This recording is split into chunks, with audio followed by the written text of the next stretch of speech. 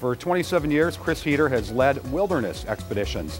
And along the way, she became a published author, competed in sled dog races, learned to play the native flute, and has given hundreds of speeches to a wide variety of audience on applying wisdom from the outdoors to our daily work lives.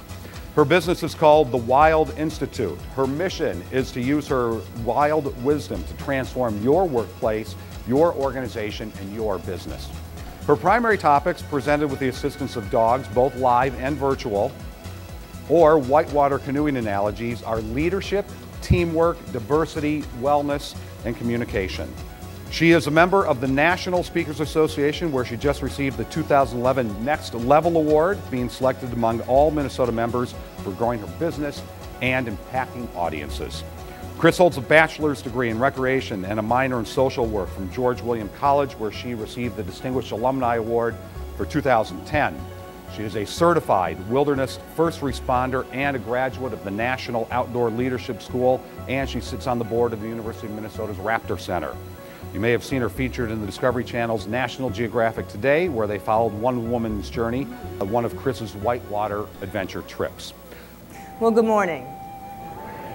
When you bring a dog on stage or when you bring a dog in front of a group, the energy changes, people get excited, people get happy.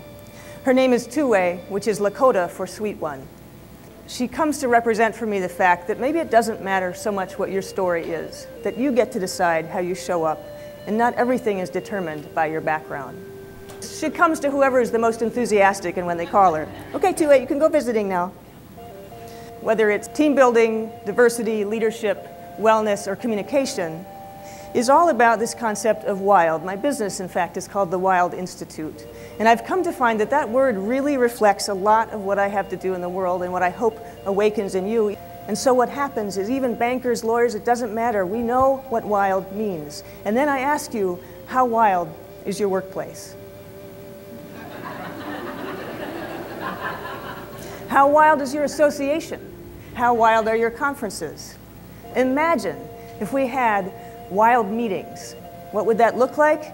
Maybe instead of only thinking we have eyes and fingers and a mouth, we remember we have a whole body in our workday.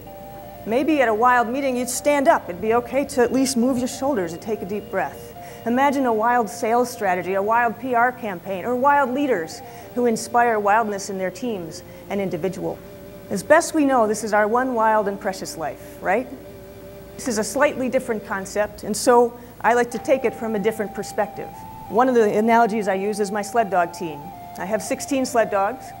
These are 8, and I pick the 8 based on whatever the topic is. Again, teamwork, leadership, diversity. I pull different dogs for different stories. Think about it for just a minute. I love the imagery of dog sledding. I'm the alpha, right? I'm ultimately the leader. I'm the musher, and I'm on my sled. I'm behind my team. Isn't that cool? My team's in front of me. I'm not pulling them along. I'm not doing all this. I'm counting on them from the training I've done and the trust that we've developed, that together we're going to get down the trail. And unlike what you might imagine with Disney, there are no whips involved in dog sledding. There are no reins to make them go left or right. All I have is voice command with another species to communicate to them. So you can imagine the lessons and the stories are endless.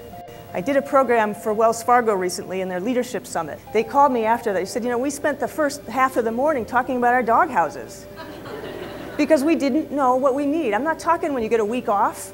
I'm talking when you have 2 minutes before I gotta go do the next thing. And you guys, meeting planners, my goodness, the master multitaskers, I don't know how you do it.